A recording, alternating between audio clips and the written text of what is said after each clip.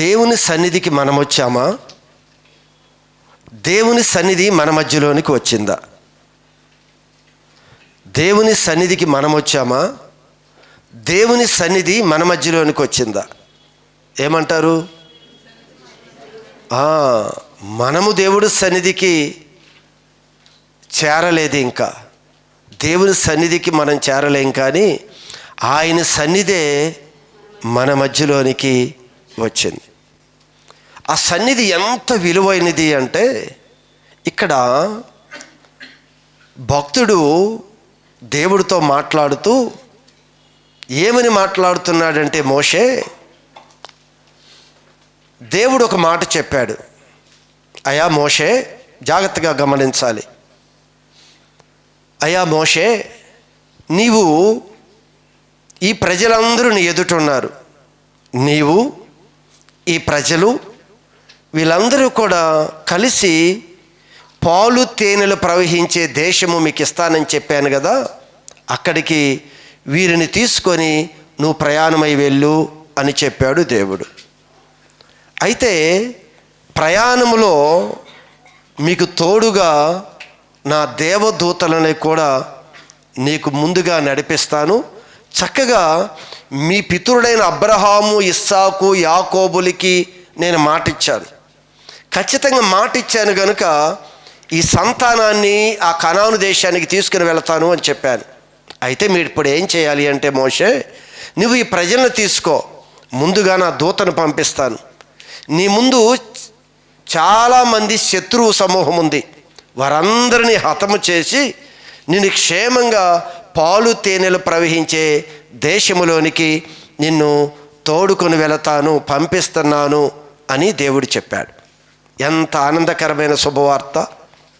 అయితే దానిలో దేవుడు అన్న మాట ఏమిటి అంటే, అన్నీ చేస్తాను, నా దేవదూతలు నీ ముందు నడుస్తారు, నీ శత్రువు ఎవడు నీ ముందు నిలబడడు, అందరి శత్రువుల మీదకి విజయం ఇస్తాను, అనుకున్న మంచి దేశానికి కూడా నేను చేరుస్తాను. కానీ నేను మీతో రావటము కుదరదు, నా సన్నిధిని మీతో నేను ముందుకు కొనసాగించను అనే విషయాన్ని ప్రభు చెప్పాడు. ఈరోజు ఈ మాటలు ఒకవేళ మనతో మాట్లాడితే దేవుడు, మన మనస్సు ఎలా ఉంటుంది అంటే, దేవుడు అన్నిట్లో మనం తోడుంటాను అంటున్నాడు కదా, దేవుడు తన దూతలను మనకు తోడుగా పంపిస్తాను అంటున్నాడు కదా, మన ముందున్న శత్రువులని హతమార్చి గొప్ప విజయాన్ని ఇస్తానని చెప్తున్నాడు కదా, చక్కగా మనం అనుకున్న పట్టణానికి లేదా అనుకున్న ఉద్యోగానికి అనుకున్న గమ్యానికి ఆయన చేరుస్తానంటున్నాడు కదా, చాలయ్యా నీకు వందనాలు అని మనం చెప్తాం. కానీ ఈ భక్తుడైన మోషే దానికి ఒప్పుకోలేదు. అదేంటి ప్రభువా, అసలు మేము ఎలా వెళ్తాం? నీ సన్నిధి రాకపోతే ఒక్క అడుగు కూడా మేము ముందుకు వెయ్యాం. ఈరోజు ఆత్మీయతలు ఎదుగుతున్న మనం కూడా దేవుని సన్నిధి ఎంత విలువైనదో మనకు అర్థం కావాలి. ఈరోజు ఆ రోజు ఈ జనాంగం ఏమనుకునేవారు అంటే, మా బాహుబలమే మాకు ఇంత భాగ్యాన్ని సమకూర్చింది. ఈరోజు ఎదిగిన తర్వాత మనిషి అనుకునే మాట ఏమిటి అంటే, ఇంత భాగ్యము, ఇంత సంపద, ఇంత స్టేటస్, దీనికి కారణం ఇదిగో మా యొక్క బాహుబలమే అనుకునే ప్రజలు ఉన్నారు. కానీ భక్తుడైన మోషేకి తెలుసు, ఇది దేవుడు సన్నిధి మనతో ఉంటేనే ఈ కార్యాలు జరుగుతాయి, కానీ దేవుడు సన్నిధి మనతో లేకపోతే ఏవి కూడా విజయాలు రావు అని ఎరిగిన మోషే ఒప్పుకోలేదు. ఒకవేళ మాకు జయాన్ని ఇస్తావు, ఒకవేళ శత్రువుల మీద, అనారోగ్యం మీద, ఆర్థిక ఇబ్బందుల మీద, సమస్యల మీద మాకు జయాన్ని ఇస్తావు, కానీ నీవు లేని క్షణం అయితే మేము ఉండలేము, నీ సన్నిధి ఖచ్చితంగా మేము మాతో ఉండవలసిందే అని దేవుణ్ణి బతిములాడుకుంటూ ఉన్నాడు మోషే. ఏమండి, దేవుడి సన్నిధిలో ఏముంది? దేవుడి సన్నిధి ఎందుకు కోరుకుంటున్నాడు భక్తుడు? అన్నీ ఇస్తానని చెప్తున్నాడు కదా. ఈరోజు మనం కూడా దేవుడి సన్నిధితో పని లేదు, కానీ దేవుడు ఏది ఇస్తాడో మనకు కావాలి. దేవుడు ఇచ్చేవి తీసుకొని వెళ్ళటానికి సిద్ధమే, కానీ దేవుడు సన్నిధి కావాలి ప్రభు అని దేవుడితో పెనుగులాడి ప్రార్థన మనం చెయ్యం. ప్రభా నువ్వు రావాలి. మోషే తెలుసు దేవుడి సన్నిధి చాలా విలువైనది అని. దేవుని సన్నిధి చాలా విలువైనది అని మోషేకి తెలుసు. ఎందుకంటే ఇదిగో ఐగుప్తులో నుండి ఈ జనాంగాన్ని తీసుకొచ్చేటప్పుడు వారు క్షేమంగా ఎర్ర సముద్రాన్ని దాటించుకుంటూ ఏ శత్రువు బారికి చిక్కకుండా క్షేమంగా వచ్చాము అంటే ఆ దినం దేవుడి సన్నిధి మనతో ఉండబట్టే ఇన్ని కార్యాలు జరిగాయని మోషేకి తెలుసు. దేవుడి సన్నిధి మనతో ఉంది కనుక పరలోకం నుంచి మన్నాని మనం భుజించడానికి కారణం ఏంటో తెలుసా? దేవుడు మనకి, ఆయన సన్నిధి మనకు తోడుగా ఉంది అని. బండ నిండు నీరిచ్చి సమృద్ధిమైన జీవాన్ని ఇవ్వటానికి కారణం ఏంటో తెలుసా? దేవుని సన్నిధి మనతో ఉంది. ఇది తెలిసింది ఎవరికి అంటే మోషేకి, భక్తుడైన మోషేకి ఒక్కడికే తెలిసింది ఇది. అందుకే మోషే దేవుడి దగ్గర నుంచి కదలకుండా నువ్వు వస్తేనే నీ సన్నిధి ఏమని రాశాడు అక్కడ? చదవండి, నిర్గమకాండము 33వ అధ్యాయం 15వ వాక్య భాగం. మోషే నీ సన్నిధి రాని ఎడల, నీ సన్నిధి చూడండి, సన్నిధి ఎంత విలువైందో చూడండి. దేవుని సన్నిధిలో నీవు దేవుడి సన్నిధికి ఎంత ఇంపార్టెన్స్ ఇస్తున్నావో ఒకసారి గమనించు. అసలు ఏముంది దేవుడి సన్నిధిలో? దేవుడి యొక్క సన్నిధి మన మధ్యలోనికి వచ్చాడు. ప్రభు చెప్పాడు కదా, మీరు సమాజంగా కూడుకున్నప్పుడల్లా నేను మీ మధ్యలో ఉంటానన్నాడు కదా, నా సన్నిధి మీ మధ్యలో ఉంటుంది అన్నాడు కదా. ఏంటి సన్నిధి యొక్క విలువ? మీరు గమనించగలిగితే ఆ రోజు దేవుని ప్రజలు 12 గోత్రాలుగా ఉన్నారు. ఈ 12 గోత్రాల మధ్యలో దేవుడు ఒక దినాన మోషేతో మాట్లాడాడు. మోషే, నేను నిత్యము మీ మధ్యలో ఉండాలని నేను ఆశపడుతున్నాను. ప్రజలు కోరుకోలేదు, దేవుడు కోరుకున్నాడండి. ఈ ప్రజలందరితో దేవుడు అంటాడు, నేను మీ మధ్యలోనికి వచ్చి నా సన్నిధి మీ మధ్యలో ఉంచాలి అనుకుంటున్నాను. కనుక మీరేం చేస్తారు అంటే నాకు ఒక ప్రత్యక్షపు గుడారాన్ని మీరు కట్టించండి అని మోషేకి కొన్ని ఆనమాలు చూపించి, కొన్ని మోడల్స్ చూపించి ఈ విధంగా కట్టండి అని చెప్పాడు. అయితే ఎక్కడ కట్టమన్నాడో తెలుసా? ఇదిగో 12 గోత్రాలు ఈ ప్రజలు ఉన్నారు కదా, వీరి మధ్యలో నేను ఉండాలి అన్నాడు ఆయన. ఎలా కోరుకున్నాడో చూడండి. ఆయన సన్నిధి ఎక్కడ ఉండాలంట? మీ మధ్యలోనే ఉండాలి అని వారు చెప్పినప్పుడు మోషే ఈ 12 గోత్రాల ప్రజలు ఉన్న ఆ జనాంగం మధ్యలో ప్రత్యక్షపు గుడారాన్ని, మందిరాన్ని ఏర్పాటు చేస్తే దేవుని సన్నిధి ఆ మధ్యలోనే ఉండి ఆ మధ్యలో నుంచి దేవుడు మాట్లాడుతూ ఉండేవాడు. వారి మధ్యలో ఉండి వారితో నిత్యము మాట్లాడుతూ ఉండేవాడు, నిత్యము ఆలోచనలు ఇస్తూ ఉండేవాడు, నిత్యము బలపరుస్తూ ఉండేవాడు.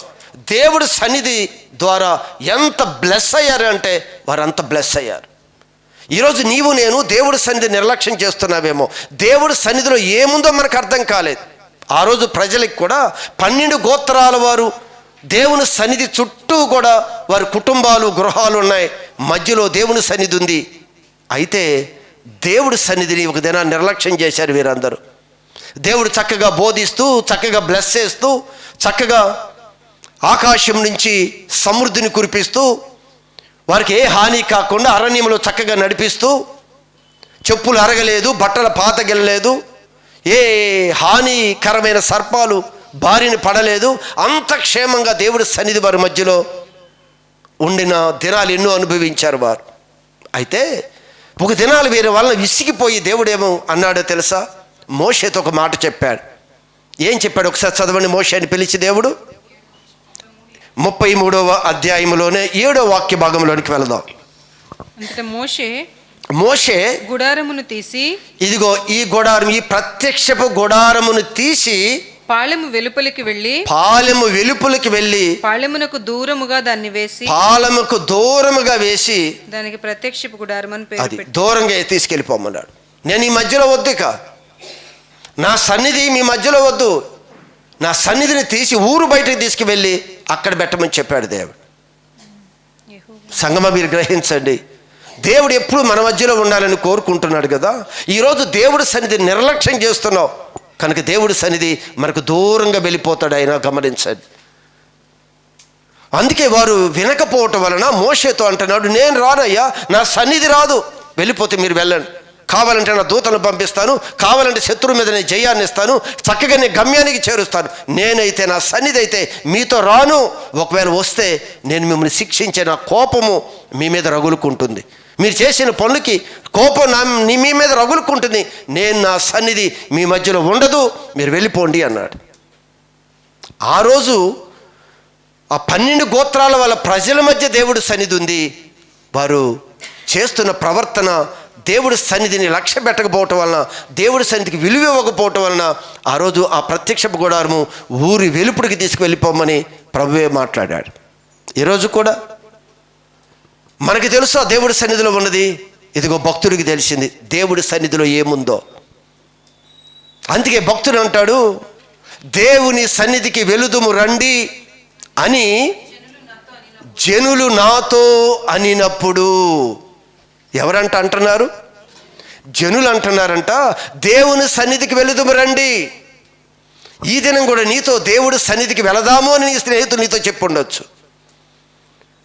చాలా సందర్భంలో ఒక ప్రత్యేకమైన ఒక కూడికి పెట్టినప్పుడు దేవుడి సన్నిధికి వెళదామని చాలామంది నీతో చెప్పుండొచ్చు.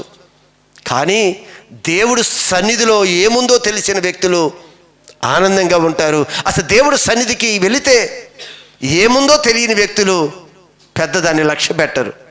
అయితే ఏమంటున్నాడు అక్కడ? యెహోవా మందిరమునకు వెళ్ళుదుము అని జనులు నాతో అనినప్పుడు నేను సంతోషించి తిని. ఎందుకు సంతోషం? బయట ఏమన్నా బిర్యానీ పెడతానన్నాడా? ఎక్కడికి రమ్మన్నాడు? సన్నిధికి. ఇంకెక్కడికన్నా రమ్మంటే సంతోషించారు అంటే అర్థం ఉంది. ఇంకెక్కడికో అనటం లేదు, దేవుని సన్నిధికి వెళదాం. మరి వాళ్ళ యొక్క సంతోషం ఏంటి, మన యొక్క బాధ ఏంటి? అందుకే వారు బాధపడ్డారు కనుక నా సన్నిధి ఇక్కడి నుంచి తీసేయమని చెప్పాడు దేవుడు. ఈరోజు కూడా దేవుని సన్నిధిలో ఏముందో మనకు తెలియాలి. దేవుని సన్నిధికి కానీ మనం రాగలిగితే దేవుని సన్నిధిలో ఎంత బలం ఉంటుందో తెలుసా? ఎంత ధైర్యం ఉంటుందో తెలుసా? ఒకానొక సందర్భంలో ఏలియా రాజు ముందుకు వెళ్ళి ఏమని మాట్లాడుతున్నాడో తెలుసా? ఇదిగో 3.5 సంవత్సరాలు వర్షం కానీ మంచు కానీ కురవదు అని ఒక రాజు ముందుకు వెళ్ళి మాట్లాడుతూ, నా మాట నేను ఏ మాట మాట్లాడుతున్నానో అదే జరిగి తీరుతుంది అని రాజు ఎదుటికి వెళ్ళి మాట్లాడుతున్నాడు ఏలియా. ఏమిటి నీ ధైర్యం? ఎక్కడి నుంచి వచ్చింది నీకు ధైర్యం?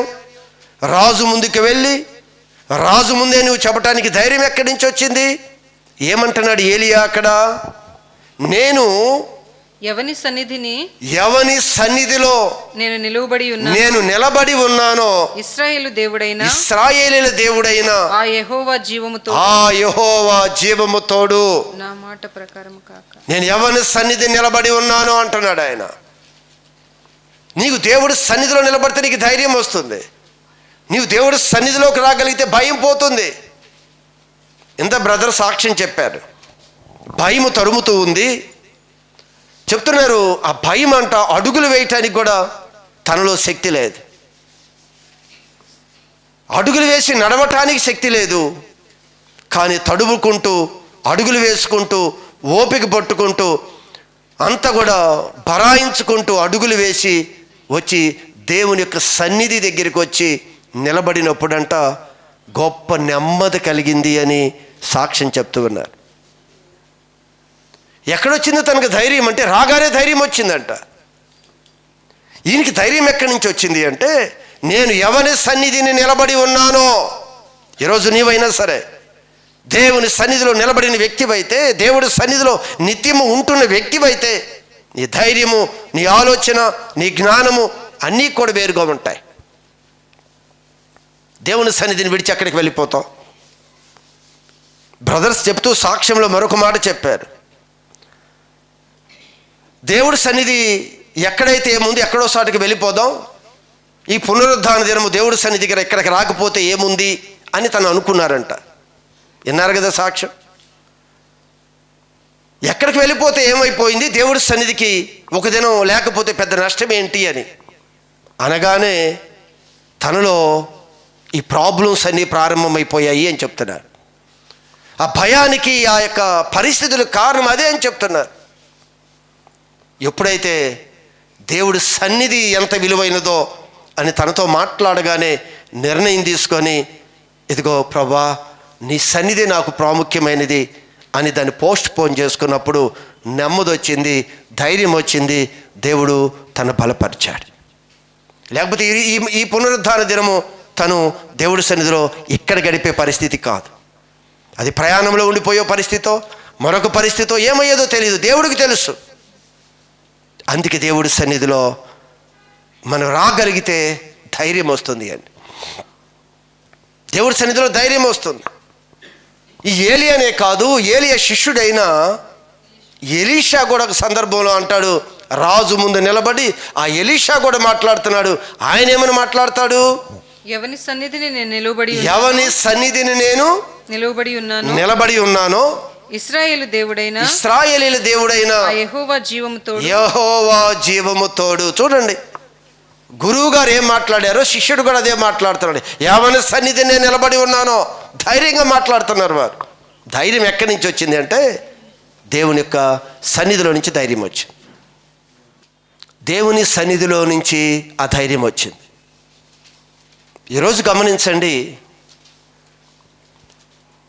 అపోస్తుల కార్యంలో మనం చదివాం.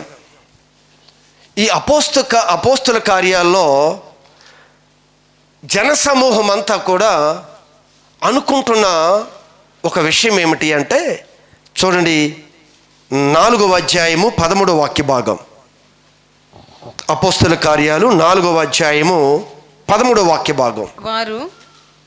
వారు పేతురు యోహానుల ధైర్యమును చూచినప్పుడు, చూడండమ్మా, పేతురు యోహానుల యొక్క ధైర్యము చూసినప్పుడు, అంటే వీరు చాలా పిరికివారు. యేసుప్రభు ఎవరని మాకు తెలియదు అన్న వ్యక్తులు వీరు. అసలు ఆయనకి మాకు సంబంధం లేదు అని పలికిన వ్యక్తులు వీరు. ఇప్పుడు ఈ రోజు అంటే వీరికి ఏమొచ్చింది? ధైర్యం. చూసిన ప్రజలందరూ అంట ఏమంటున్నారు? చదవండి. వారు పేతురు యోహానుల ధైర్యమును యోహానుల యొక్క ధైర్యము చూచినప్పుడు వారు విద్య లేని పామరులని గ్రహించి, వారికి ఏం లేదంట, విద్య లేదు, చదువు లేదు, ధైర్యంగా నిలబడ్డారు. చదువు లేదు, చక్కగా మాట్లాడుతున్నారు. చదువు లేదు, అనేకమైన వాస్తవ సత్యాలు బోధిస్తున్నారు. ఎక్కడి నుంచి వచ్చింది ఇది? దేవుడి సన్నిధిలో ఏముందో నీకు అర్థం కావాలి. చూస్తున్న ప్రజలు అనుకుంటున్నారు, అసలు వీరికి ధైర్యం ఎక్కడి నుంచి వచ్చింది? వీరు విద్య లేని పామరులు అని గ్రహించి ఆశ్చర్యపడి అవన్నీ తెలుసుకొని ఆశ్చర్యపోయారంట. వీళ్ళ ధైర్యానికి కారణమేంటి? వీరి ఉపదేశానికి కారణమేంటి? వీరికి ఎంత జ్ఞానం ఎక్కడి నుంచి వచ్చింది? వీరు మన మధ్యలో తిరిగిన వాళ్ళే కదా, వీరు మన మధ్యలోనే కదా, మనతో ఉన్నవారే కదా. కానీ మనతోనే ఉన్నవారే ఒకప్పుడు, ఈరోజు మనతో ఉన్నవారు కాదు, దేవుడి సన్నిధిలో ఉన్నవారు వీరు. ఒకప్పుడు మనతోనే ఉన్నవారు, ఒకప్పుడు మనతోనే చేపలు పట్టినవారు, ఒకప్పుడు మనతోనే తిరిగినవారు, మనతోనే సిగరెట్లు కాల్చినవారు, అందరూ మనతో తిరిగిన వారు ఒకప్పుడు. ఇప్పుడు ఈరోజు నువ్వు దేవుడి సన్నిధిలో ఉంటే నీ ప్రజలు కూడా ఆశ్చర్యపోవాలి. దేవుడి సన్నిధిలో ఉన్నది నువ్వు పొందుకుంటున్నప్పుడు, దేవుడి సన్నిధిలోనిది పూర్తిగా మనం గ్రహిస్తున్నప్పుడు చూసి ఆ రోజు ఆశ్చర్యపడ్డ, ఈరోజు ఆశ్చర్యపడాలి అని అంటున్నారు. వీరి యొక్క ధైర్యాన్ని చూసి వీరు విద్య లేని పామురులని ఎరిగి ఆశ్చర్యపడి వారు యేసుతో కూడా ఉండినవారు అని అప్పుడు గ్రహించారంట. వీరు దేవుని సన్నిధిలో ఉన్నవారు, వీరు దేవుడి సన్నిధిని ఆశ్రయించిన వారు, వీరు దేవుడి సన్నిధిని ప్రేమించిన వారు, ఎప్పుడు దేవుడి సన్నిధితో ఉన్నవారు. అందుకే జ్ఞానము, అందుకే ధైర్యము, అందుకే వివేచన, అందుకే బలం, అందుకే మార్పు, అందుకే ఆ స్థితి. ఈరోజు దేవుడి సన్నిధిలో మనం ఉండగలిగితే ఈరోజు లోకం మన గురించి చెప్పాలి. వీరు కూడా దేవుని సన్నిధిలో ఉంటున్నవారే, దేవుని సన్నిధిని అనుభవిస్తున్నవారే, యేసుతో ఉన్నవారు అని ఈరోజు లోకం చెప్పాలి. ఈరోజు మన గురించి చెప్పాలి కదా. ఆ రోజు వారి గురించి చెప్పారట. ధైర్యం ఏముంటుంది దేవుడి సన్నిధిలో తెలుసా? ధైర్యం. దేవుడి సన్నిధిలో విశ్వాసం, దేవుడి సన్నిధిలో జ్ఞానం ఉంది. దేవుని సన్నిధిలో బలం ఉంది. అందుకే సన్నగా బలహీనుడైన వ్యక్తి అయినా సరే అక్కడికి వెళ్ళగానే ఇదిగో నేను ఎవరి సన్నిధిలో ఉన్నానో రోషం కలిగి మాట్లాడుతున్నాడు. దేవుని సన్నిధిలో ఉంటేనే ఆ ధైర్యం వచ్చిందని. ఎలాంటి ఉప్పిన ఎలాంటి అనారోగ్యాలు, ఎలాంటి భయంకరమైన రాబోయే తెగుళ్ళు, ఏ పరిస్థితి వచ్చే రోజు నీకు అర్థమవుతుంది నేను ఎవరి సన్నిధిలో నిలబడి ఉన్నానో అని నువ్వు మాట్లాడగల.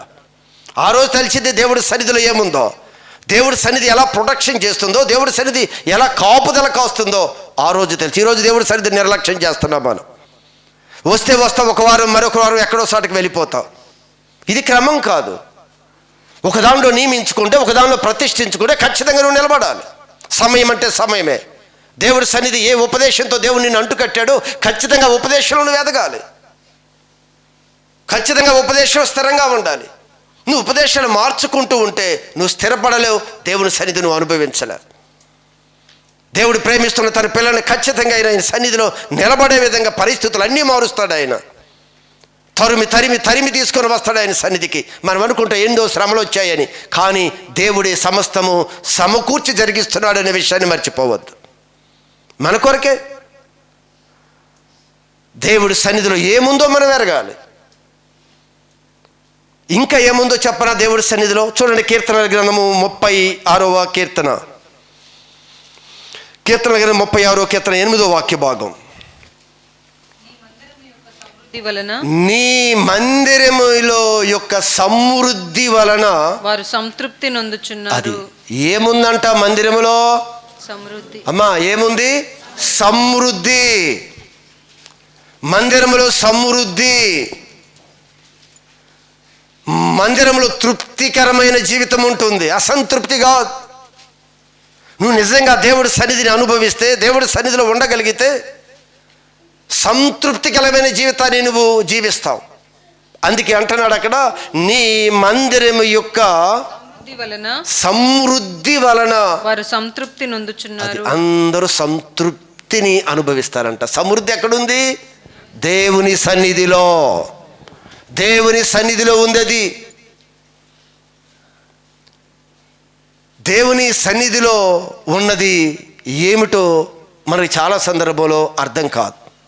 ఎందుకు అంటే మనము సన్నిధిని ఎప్పుడో మూసివేశాం, దేవుని సన్నిధిని ఎప్పుడో మనం నిర్లక్ష్యం చేశాం. ఆ రోజు ఆ ప్రజలు కానీ నిర్లక్ష్యం చేశారు. ఆ మధ్యలో నుంచి సన్నిధి ఊరు బయటికి వెళ్ళిపోయింది. అవునా? ఊరు బయటికి వెళ్ళిపోయింది. మనం కూడా చాలా నిర్లక్ష్యం. సన్నిధి అంటే పెద్ద లెక్క ఏమి లేదు. వస్తే వస్తాం, ఈ వారం కాకపోతే మరొక వారం, ఇది లేకపోతే రాం, లేకపోతే ఇంకో చోటకి వెళ్తాం. ఏం మందిరాలు కరువా? ఎక్కడ లేకపోతే ఆన్లైన్లో వీడియో కాల్లో చూసుకుంటాం. ఏదైనా అదే కదా, వాక్యమే కదా. ఇక్కడ చెప్పేది అక్కడ చెబుతారు.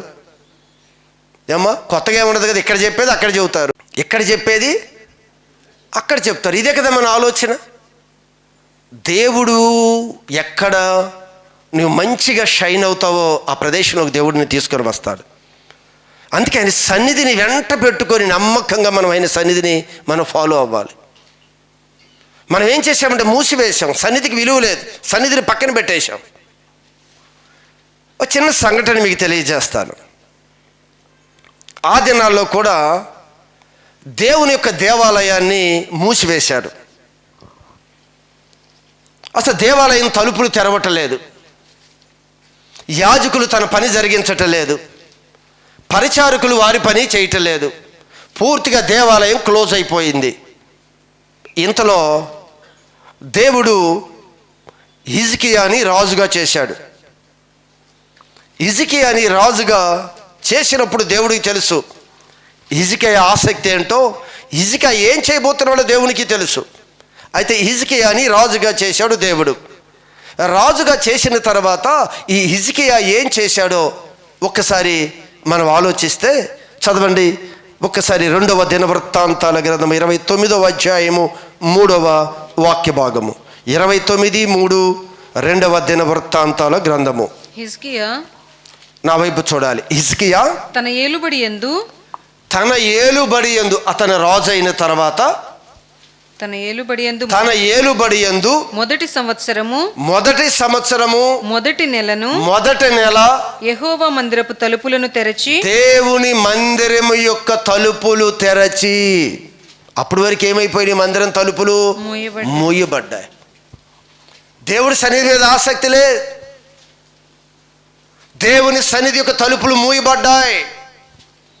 ఈరోజు కూడా నువ్వు ఆసక్తి లేకపోతే దేవుడి సన్నిధిని అనుభవించడం జరగదు. ఏదో వెళ్ళిపోతున్నావు. దేవుని సన్నిధిని నువ్వు అనుభవించాలి. ఇదిగో మందిరం యొక్క తలుపులు మూయబడ్డాయంట. హిజ్కియా రాజు అయిన తర్వాత మొదటి సంవత్సరము మొదటి నెలలోనే మొదటిగా అతను ప్రారంభించిన పని ఏమిటి అంటే దేవాలయం యొక్క తలుపులు తెరచి వాటిని బాగు చేసి, ఆ మందిరాన్ని అంతటిని బాగు చేసి యాజకులను లేవీయులను పిలిచారంట. వాళ్ళు ఏం చేస్తున్నారు మరి? యాజకులు ఎక్కడికి వెళ్ళారో, ఈ లేవీయులు పరిచర్య చేసేవాళ్ళు ఎక్కడికి వెళ్ళి అందరూ క్లోజ్ చేసుకొని వెళ్ళిపోయారు. అయితే ఇప్పుడు రాజు యాజకులని, దైవ సేవకులని పిలిచాడంట. యాజకులని వారికి ఎలాగూ ఆజ్ఞాపించాడు. ఏమని చెప్తున్నాడో తెలుసా? ఓ లేవీయులారా, నా మాట ఆలకించు, నా మాట జాగ్రత్తగా మీరు వినండి. ఇప్పుడు మిమ్మును మీరు ప్రతిష్ఠించుకొని, ముందుగా మిమ్ములు మీరు ప్రతిష్ఠించుకోండి. మీరు దేవుని సన్నిధిని అనుభవించాలి అంటే మొదటగా మిమ్ములు మీరు ప్రతిష్ఠించుకోవాలి. తరువాత మందిరాన్ని ప్రతిష్ఠించాలి. ముందు నువ్వు ప్రతిష్ఠించుకో. నువ్వు దేవుని కొరకు దేవుడి సన్నిధిలో నిత్యము ఉంటాను అని నువ్వు ప్రతిష్ఠించుకోవాలి. మొట్టమొదటిగా అక్కడ చెబుతున్నావు, నీవు ప్రతిష్ఠించుకోవాలి. మీ పితరుల దేవుడైన యెహోవా మందిరమును, నీ పితరుల దేవుడైన యెహోవా మందిరమును ప్రతిష్ఠించి, అప్పుడు మందిరాన్ని ప్రతిష్ఠించి పరిశుద్ధ స్థలములో నుండి నిషిద్ధ వస్తువులు అన్నిటినీ బయటికి తీసివేయండి. ఎందుకు ఈ క్లోజ్ అయిపోయాయో తెలుసా? నిషిద్ధమైన వాటిని మన లోపలికి తీసుకురావటం వలన ఈ యొక్క దేవుడి సన్నిధి మనకు దూరం అయిపోయింది. నిషిద్ధమైన వాటిని మనం తీసుకురావటం వలన దేవుడి సన్నిధి దూరం అయిపోయింది. దేవాలయం తలుపులు మూయబడ్డాయి. యాజకులు లేరు, దేవుడి సేవా పరిచర్య లేదు, పరిచర్య చేసేవాళ్ళు లేరు. అక్కడ అంతా కూడా మూతబడిపోయింది, అంతా కూడా అపవిత్రంగా ఉందంట. ఈ రాజు సేవకులు పిలిచి, పరిచారకులు పిలిచి, ముందు మీరు ప్రతిష్ఠించుకోండి.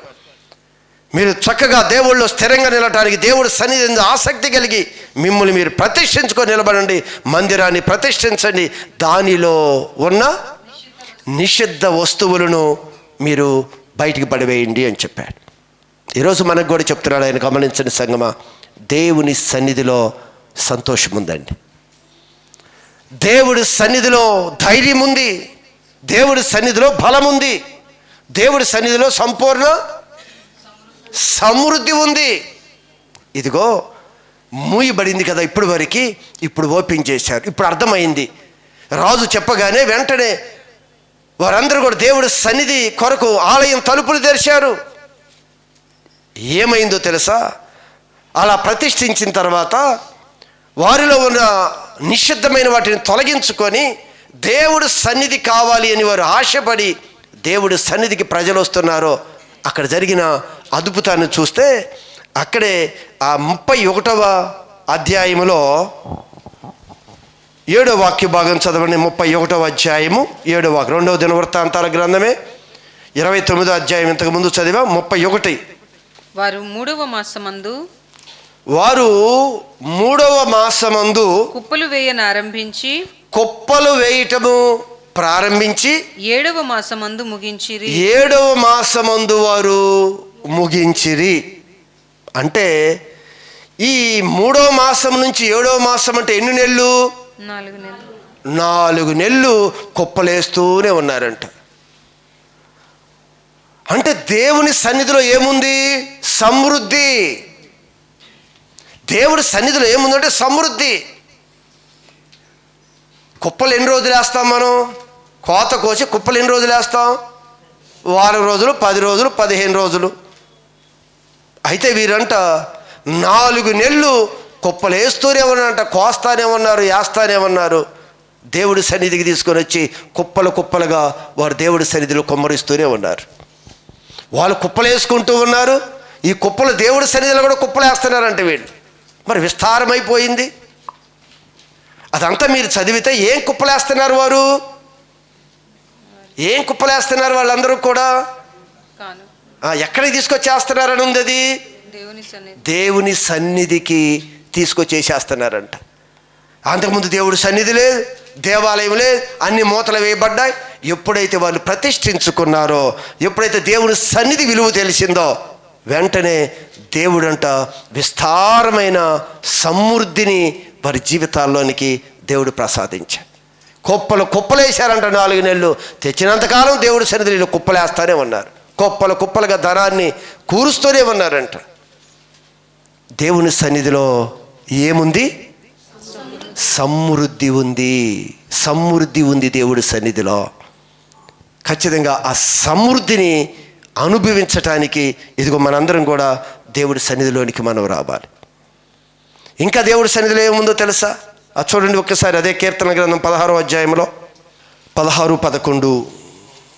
నీ సన్నిధిని సంపూర్ణ సంతోషం కలదు. నీ సన్నిధిలో సంపూర్ణమైన సంతోషము కలదు.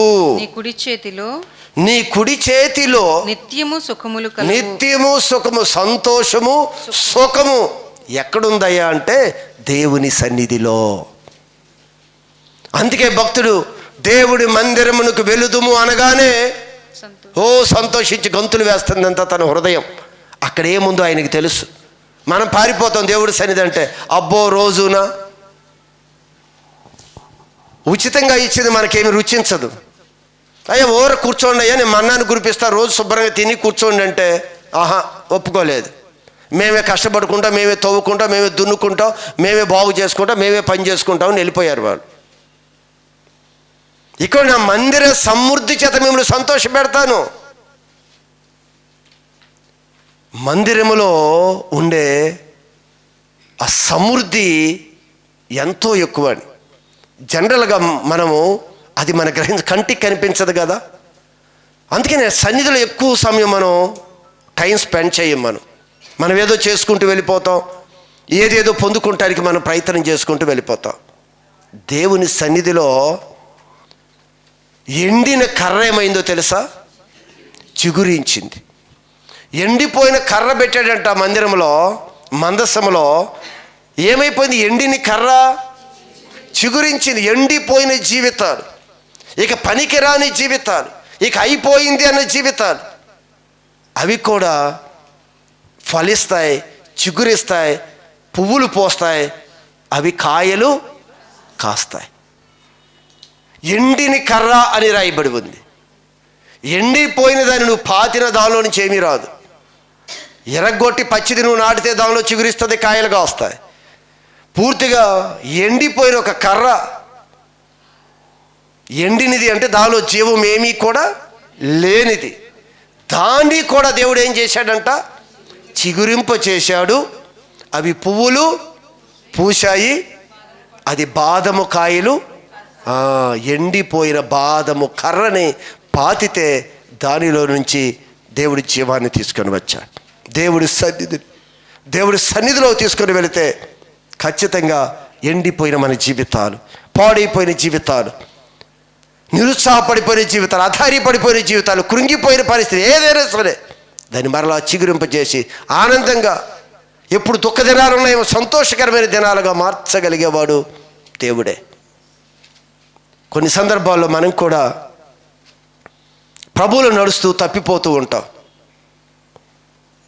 తప్పిపోయిన వారిని కూడా చూడండి ఒకసారి, మీకు అర్థం కావటానికి. కీర్తన గ్రంథం 37:24లో యెహోవా, దేవుడైన యెహోవా అతని చెయ్యి పట్టుకొని ఉన్నాడు కనుక నువ్వు ఆయన సన్నిధిలో ఉంటే ఆయన ఏం చేస్తాడు? చెయ్యి పట్టుకుంటాడు. మనం విదిలించుకొని ఎంతసేపటికి వెళ్ళిపోవాలని చూస్తాం, చెయ్యి విదిలించేసి. మనం కూడా చూడండి, చిన్నపిల్లలు పట్టుకున్నప్పుడు కొంత వయసు వరకు బాగానే నడుస్తాడు పట్టుకుంటే, మనకిస్తాడు పట్టుకోమని. కానీ కొద్ది అడుగులు వేసిన తర్వాత వదులు, విడిచిపెట్టి ఎప్పుడు విడిచిపెడతారని చూస్తాడు. మనం కూడా చెయ్యి పట్టుకునే దినాలు ఉన్నాయి, చెయ్యి విడిచిపెట్టిన దినాలు కూడా ఉన్నాయి. దేవుడి సన్నిధిని హత్తుకున్న దినాలు ఉన్నాయి, దేవుడి సన్నిధికి దూరం అయిపోయిన దినాలు కూడా ఉన్నాయి. ఇక్కడ కీర్తనాకారుడు అంటున్న మాట ఏమిటి అంటే,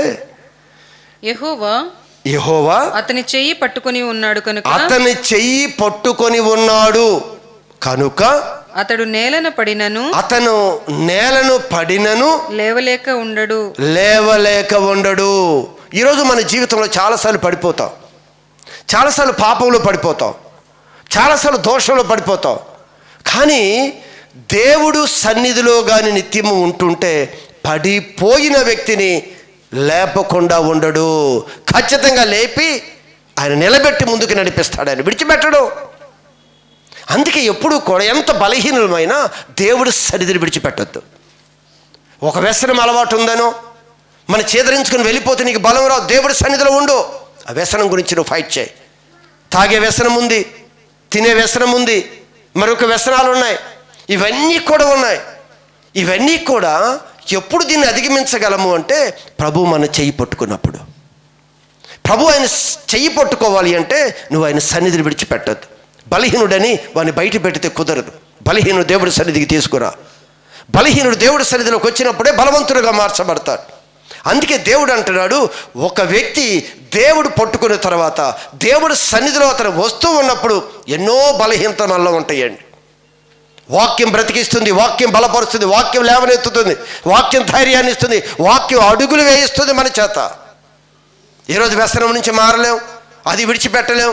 అది దేవుడికి సన్నిధికి దూరం అయిపోతున్నారు. దేవుడి సన్నిధిలో ఉండి చూడండి. నువ్వే వ్యసనం ఉందా నీకు?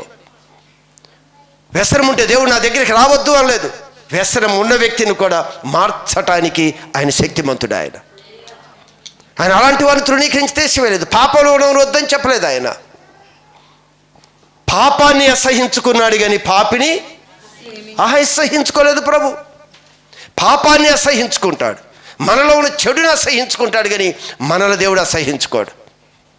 అందుకే మనము బలహీన స్థితిలో అయినా అయ్యా నేను బలహీనుడు కదా, ఇంక నేను దేవుడి మందిరానికి ఏమొస్తాను అని దేవుడి సన్నిధికి దూరంగా ఉన్నవారు చాలామంది ఉన్నారు. చాలామందికి అర్థం కాదు. అలాంటి వారు వద్దని చెప్పేవాళ్ళు ఉన్నారు, అలాంటి వారు మందిరంలోకి అడుగు పెట్టొద్దని చెప్పేవారు ఉన్నారు. కానీ దేవుడు అలా చెప్పలేదు. అలాంటి వారు, అందుకే ఆయన అంటున్నాడు, మళ్ళా చదవండి ఆ మాటని, యెహోవా అతని చెయ్యి పట్టుకొని ఉన్నాడు. దేవుడు మన చెయ్యిని పట్టుకోవాలి అంటే నువ్వు ఆయన సన్నిధిలో నిలబడాలి, నువ్వు ఆయన సన్నిధికి రావాలి. ఏ పరిస్థితి అయినా సరే, అడుగులు వేయటానికి అందరూ అసహించుకునే పరిస్థితి అయినా సరే నువ్వు దేవుడి సన్నిధికి రా, నువ్వు దేవుడి సన్నిధిలోకి రా. నువ్వు ఎంత బలహీనుడు అయినా, ఎంత పాపి అయినా, ఎంత దోషంలో నిండిపోయి ఉన్నా సరే నీవు ఆయన సన్నిధికి వస్తే నీ చేయి పట్టుకుంటాడు ఆయన.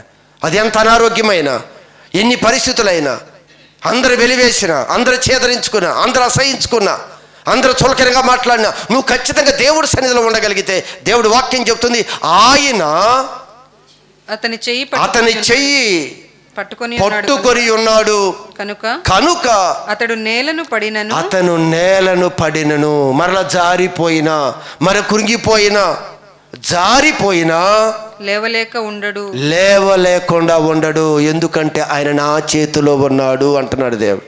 ఆయన నా చేతిలో ఉన్నాడు. పడిపోయాడా? ఈరోజు తాగేవన్నా ఒక బలహీనత చిక్కుపోయాడా? ఖచ్చితంగా లేస్తాడు. కానీ ఈరోజు మనం బలహీనుని ఏం బలపరచాలో తెలుసా? దేవుడి సన్నిధికి తీసుకురావాలి. బలహీన అసహించుకొని త్రోసివేయటంగా దేవుడి సన్నిధికి తీసుకురావాలి, దేవుడితో సహవాసంలోకి తీసుకురావాలి. దేవుని యొక్క ఉపదేశం మాట్లాడుతూ ఉండగానే దేవుడి మాట వారు అనేకమైన విడిచిపెడతారని. దేవుడి సన్నిధిలో ఇంకేముందో తెలుసా? చక్కని ఉపదేశం ఉంది. దేవుడి సన్నిధిలో దేవుని మాటలు ఉన్నాయి, దేవుడి ఆలోచనలు ఉన్నాయి, అద్భుతాలు ఉన్నాయి. దేవుడి సన్నిధిలో వారు ప్రకటిస్తూ ఉండగానేనంట, వాళ్ళు ఆలకిస్తూ ఉండగానే దెయ్యాలు పారిపోయాయంట. దేవుడి సన్నిధిలో ఏముందో తెలుసా? బలముంది. దెయ్యాలు పారిపోయాయి దేవుడి సన్నిధిలో నుండి.